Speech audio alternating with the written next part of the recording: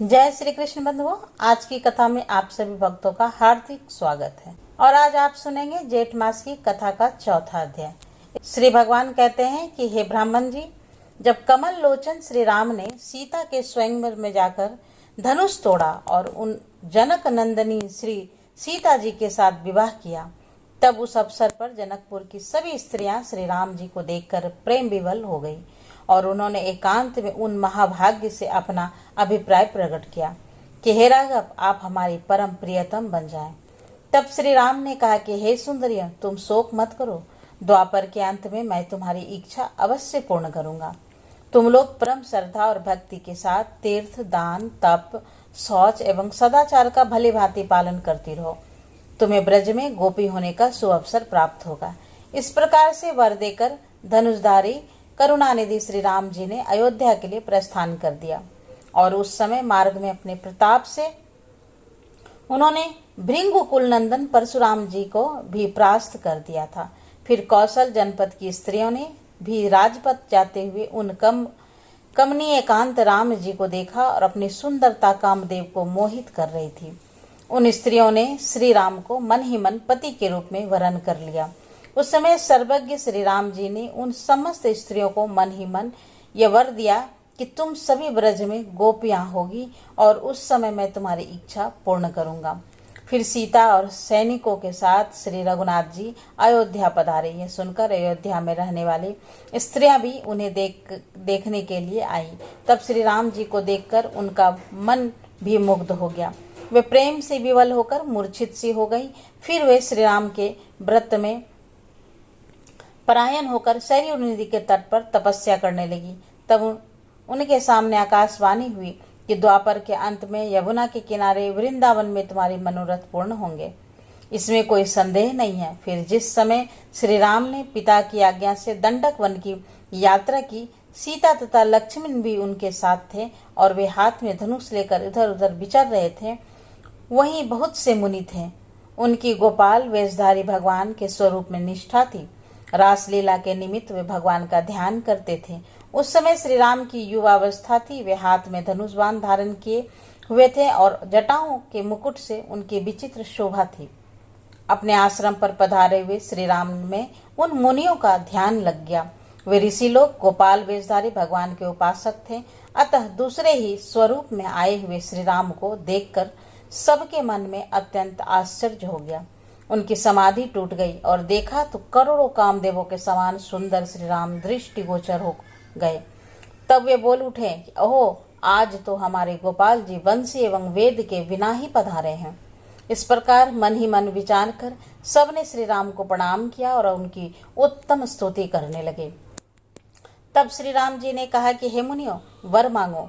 यह सुनकर सभी ने एक स्वर में कहा, जिस भांति सीता आपके प्रेम को प्राप्त है, वैसे ही हम भी चाहते हैं कि श्री राम जी बोले कि यदि तुम्हारी ऐसी प्रार्थना हो तो जैसे भाई लक्ष्मण हैं वैसे ही हम भी आपके भाई बन जाएं।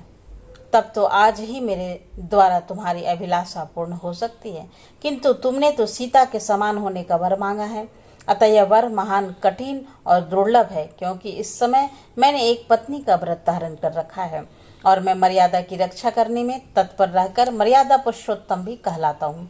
अतएव तुम्हें मेरे वर का आदर करके द्वापर के अंत में जन्म धारण करना चाहिए और वहीं पर मैं तुम्हारे इस उत्तम मनोरथ को पूर्ण करूंगा। फिर इस प्रकार मुनियों को वर देकर श्री राम जी स्वयं पंचवटी पधारे। वहां पंचकुटी में रहकर वनवास की अवधि पूरी करने लगे। तब उस समय भीली की स्त्रियों ने उन्हें देखा और उनमें मिलने की उत्कट इच्छा उत्पन्न होने के कारण वे प्रेम से विवल हो गए। यहाँ तक कि श्री राम के चरणों की धूल मस्तक पर रखकर अपने प्राण छोड़ने की तैयारी करने लगी। उस समय श्री राम जी ब्रह्मचारी के वेश में वहां आए और इस प्रकार बोले कि हे स्त्रियों, तुम व्यर्थ ही प्राण त्यागना चाहती हो, ऐसा मत करो। द्वापर के शेष होने पर वृंदावन में तुम्हारा मनोरथ पूर्ण होगा। इस प्रकार का आदेश देकर श्री राम जी का वह ब्रह्मचारी रूप वहीं अंतरहित हो गया। तत्पश्चात श्री राम जी ने सुग्रीव आदि प्रधान बांदरों की सहायता से लंका में जाकर रावण प्रवृत्ति राक्षस को परास्त किया और फिर सीता को पाकर पुष्पक विमान द्वारा अयोध्या चले गए। राजाधिराज श्री राम जी ने लोकावाद के कारण सीता को वन में छोड़ दिया। अहो, भूमंडल पर दुर्जनों का होना बहुत ही दुखदायी है। जब जब कमल लोचन श्री राम यज्ञ करते थे तब तब विधि पूर्वक स्वर्ण में सीता की प्रतिमा बनाई जाती थी। इसलिए श्री राम भवन में यज्ञ सीताओं का एक समूह ही एकत्र हो गया था। वे सभी दिव्य चैतन्य धन स्वरूपा होकर श्री राम के पास गई। उस समय श्री राम जी ने उनसे कहा कि हे प्रियाओं, मैं तुम्हें स्वीकार नहीं कर सकता। वे सभी प्रेम परायण सीता मूर्तियां दशरथ नंदन श्री राम के कहने लगी कि ऐसा क्यों, हम तो आपकी सेवा करने वाली हैं। हमारा नाम भी मिथिलेश कुमारी सीता है और हम उत्तम व्रत का पालन करने वाली सतियां भी हैं। फिर हमें आप ग्रहण क्यों नहीं करते? यज्ञ करते समय हम आपकी अर्धांगिनी बनकर निरंतर ही कार्यों का संचालन करती रही हैं। आप धर्मात्मा और वेद के मार्ग का अवलंबन करने वाले हैं। यह अधर्मपूर्ण बातें आपके श्रीमुख से कैसे निकल रही है? यदि आप स्त्री का हाथ पकड़कर उसे त्यागते हैं तो आपको पाप का भागी होना पड़ेगा। श्री राम जी बोले कि हे सतियों, तुमने मुझसे जो बातें कही है वह बहुत ही उचित और सत्य है, परंतु मैंने एक पत्नी व्रत धारण कर रखा है। सभी लोग मुझे राज कहते हैं, अतः नियम को छोड़ भी नहीं सकता। एकमात्र सीता ही मेरी सहधर्मिणी है। इसलिए तुम सभी द्वापर के अंत में श्रेष्ठ वृंदावन में पधारना, वहीं तुम्हारी मनोकामना पूर्ण करूंगा। भगवान श्री हरि ने कहा, हे ब्राह्मण, ये यज्ञ सीता के ब्रज में गोपियां होगी और अन्य गोपियां की भी लक्षण सुनो। भगवान श्री हरि कहते हैं कि बैकुंठ में विराजने वाली रमा देवी की सहचर्या श्वेत द्वीप की सखियां भगवान अजित अर्थात विष्णु के चरणों के आश्रित और बैकुंठ में निवास करने वाली देवियां तथा श्री लोकाचल पर्वत पर रहने वाली समुद्र से प्रकटित श्री लक्ष्मी जी की सखियां, ये सभी भगवान कमलापति के वरदान के से ब्रज में गोपियां होगी और पूर्वकृत विविध पुण्यों के प्रभाव से कोई दिव्य, कोई अदिव्य और कोई सत्व रज तम तीनों गुणों से युक्त देवियां ब्रजमंडल में गोपियां होगी। रुचि के यहाँ पुत्र रूप से अवतीर्ण व लोकपति रुचिर विग्रह भगवान यज्ञ को देखकर देवांगनाएं प्रेम रस में निमग्न हो गई। तदंतर वे देवल जी के उपदेश से हिमालय पर्वत पर जाकर परम भक्ति भाव से तपस्या करने लगी। हे ब्राह्मण, ये सब मेरे ब्रज में जाकर गोपियां होगी। भगवान धन्वंतरी जब इस भूतल पर अंतर्ध्यान हुए उस समय संपूर्ण औषधियां अत्यंत दुख में डूब गई और भारतवर्ष में अपने को निष्फल मानने लगी। फिर सब ने सुंदर स्त्री का वेश धारण करके तपस्या आरंभ की। 4 युग व्यतीत होने पर भगवान श्रीहरि उन पर अत्यंत प्रसन्न हुए और बोले कि तुम सब वर मांगो। यह सुनकर स्त्रियों ने उन महान वन में जब आंखें खोली तब उन श्रीहरि का दर्शन करके वे सब मोहित हो गई और बोली कि आप हमारे पति तुल्य आराध्य देव होने की कृपा कीजिए। तब भगवान श्रीहरि बोले कि औषधि स्वरूपा स्त्रियां, द्वापर के अंत में तुम सभी लता रूप से वृंदावन में रहोगी और वहां रात में मैं तुम्हारा मनोरथ पूर्ण करूंगा।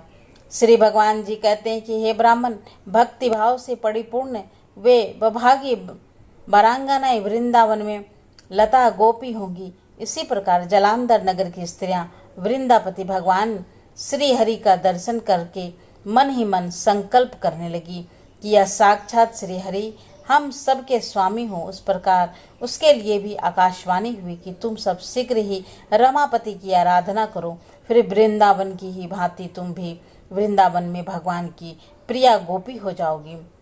मत्स्य अवतार के समय मत्स्य विग्रह श्री हरि को देखकर समुद्र की कन्याएं मुग्ध हो गई थी और श्री मत्स्य भगवान के वरदान से वे भी ब्रज में गोपियां होंगी। मेरे अंशभूत राजा पृथ्वी बड़े प्रतापी थे।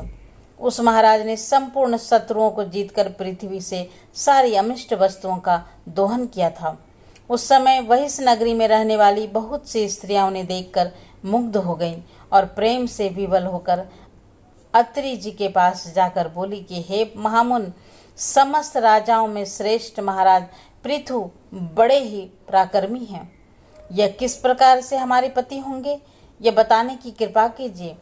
तब अन्नी जी ने कहा कि तुम सब शीघ्र ही आप इस गौदू को, यह संपूर्ण पदार्थों को धारण करने वाली धरना में धरनी है, तुम्हारे सारे मनोरथ को, चाहे वे समुद्र के समान अगाध ही क्यों न हो, अपार एवं दुर्गम ही क्यों न हो, अवश्य पूर्ण कर देंगे।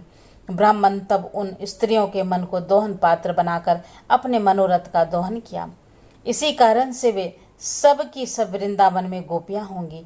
बहुत सी श्रेष्ठ अप्सराएं जिनका रूप अत्यंत मनोहर था और जो कामदेव की सेना थी, भगवान नारायण ऋषि को मोहित करने के लिए गंधमादन पर्वत पर गई, परंतु उन्हें देखकर वे भी अपने सूद बुद्ध खो बैठी। उसके मन में भगवान को पति बनाने की इच्छा उत्पन्न हो गई। उन सिद्ध तपस्वी नारायण मुनि ने कहा कि तुम ब्रज में गोपियां होगी और वही तुम्हारे मनोरथ पूर्ण होंगे। हे ब्राह्मण सुतल, देव की स्त्रियां भगवान वामन को देखकर उन्हें पाने के लिए उत्कृष्ट इच्छा प्रकट करने लगी। फिर तो उन्होंने तपस्या आरंभ कर दी और जिस नागराज कन्याओं ने शेषा अवतार भगवान को देखकर उन्हें पति बनाने की इच्छा से उनकी सेवा आराधना की है, वे सब बलदेव जी के साथ रास विहार के लिए ब्रज में उत्पन्न होंगी। कश्यप जी वसुदेव होंगे और परम पूजनीय अदिति देवकी के रूप में अवतार लेंगी।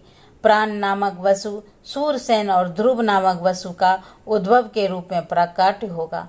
दयापरायण दक्ष प्रजापति अक्रूर के रूप में अवतार लेंगे और कुबेर हदिक नाम से और जल के स्वामी वरुण कृतवर्मा के नाम से प्रसिद्ध होंगे। पुरातन राजा प्राचीन बहिर्ग एवं मरुत देवता उग्रसेन बनेंगे। फिर उन उग्रसेन को मैं विधानतः राजा बनाऊंगा और उनकी भली भांति रक्षा भी करूंगा। भक्त राजा अम्बरीश, युधान और भक्त प्रवर प्रहलाद सात्विकी के नाम से प्रकट होंगे। क्षीर सागर शांतनु होगा और वसुओं में श्रेष्ठ द्रोण साक्षात भीष्म पितामह के रूप में उत्पन्न होंगे। दिवस सल के रूप में एवं भग नाम के सूर्य धृष्टास के रूप में अवतीर्ण होंगे। यु पूषा नाम से विख्यात देवांता पांडु होंगे और सत पुरुषों में आदर पाने वाले धर्मराज ही राजा युधिष्ठिर के रूप में अवतार लेंगे। वायु देवता महान पराक्रमी भीमसेन के साथ स्वयं भूमनु अर्जुन के वेश में प्रकट होंगे। शत्रुपा जी सुभद्रा के रूप में प्रकट होंगी और सूर्य नारायण कर्ण के रूप में अवतार लेंगे। अश्वनी कुमार नकुल एवं सहदेव होंगे और धाता महान बलशाली ब्रह्मलोक नाम से विख्यात होगा। अग्नि देवता महान प्रतापी द्रोणाचार्य के रूप में अवतार लेंगे। कल का अंश दुर्योधन होगा।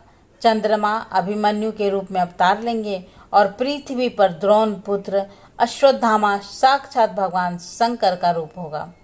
इस प्रकार तुम सब देवता मेरी आज्ञा के अनुसार अपने अंशों और स्त्रियों के साथ यदुवंशी, कुरुवंशी तथा अनन्य वंशों के राजा के कुल में प्रकट हो। पूर्व समय में मेरे जितने अवतार हो चुके हैं उनकी रानियां रामा का अंश रही है।